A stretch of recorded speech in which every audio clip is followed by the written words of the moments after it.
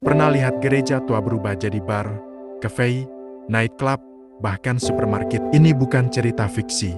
Ini kenyataan yang sedang terjadi di banyak negara Eropa. Pertanyaannya, mengapa gereja-gereja yang dulunya membawa kebangunan, sekarang berubah jadi bangunan kosong yang dijual untuk bisnis? Gereja-gereja di Eropa pernah menjadi pusat api kebangunan rohani. Di tempat-tempat itulah doa dinaikkan, firman diberitakan, dan ribuan jiwa bertobat. Tapi sekarang, banyak yang kosong, dijual, dan diubah menjadi tempat hiburan. Bahkan ada yang jadi bar, museum, nightclub, studio yoga, hingga restoran mewah. Kenapa hal ini terjadi? Pertama, karena kehilangan generasi penerus yang mau beribadah. Ketika iman hanya jadi budaya, bukan hubungan. Ketika kekristenan hanya jadi tradisi, bukan transformasi. Ketika gereja berhenti menyentuh orang muda, maka gereja perlahan kehilangan napasnya. Kedua, sekularisme meningkat, sementara kerohanian dianggap tidak relevan. Orang mulai memilih logika tanpa iman, aktivitas tanpa penyembahan, dan pencapaian tanpa Tuhan. Sampai akhirnya gedung gereja dianggap tidak punya fungsi lagi.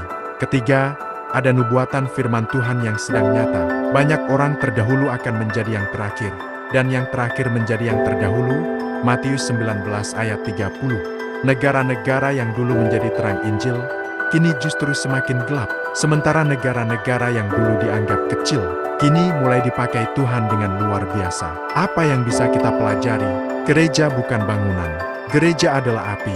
Ketika api itu padam, gedung seindah apapun akan kosong. Tapi ketika api itu menyala, walaupun hanya di sebuah ruko kecil, hadirat Tuhan bisa memenuhi tempat itu.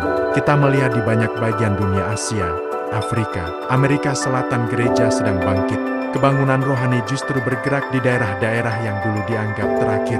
Ini menggenapi firman yang terkemudian menjadi yang terdahulu. Karena kebesaran sebuah gereja bukan diukur dari arsitekturnya, tetapi dari api Roh Kudus yang menyala di dalam orang-orangnya. Kesimpulannya, bangunan gereja mungkin bisa dijual, tapi gereja yang sejati, gereja yang hidup tidak bisa mati.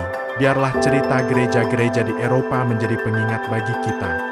Selama api penyembahan masih menyala di hati kita, gereja tetap hidup. Bangkitkan kembali doa. Bangkitkan kembali penyembahan. Bangkitkan kembali kerinduan untuk memenangkan jiwa. Karena Tuhan sedang mempersiapkan generasi baru, yang mungkin dulu dianggap terakhir, tapi akan dipakai menjadi yang terdahulu.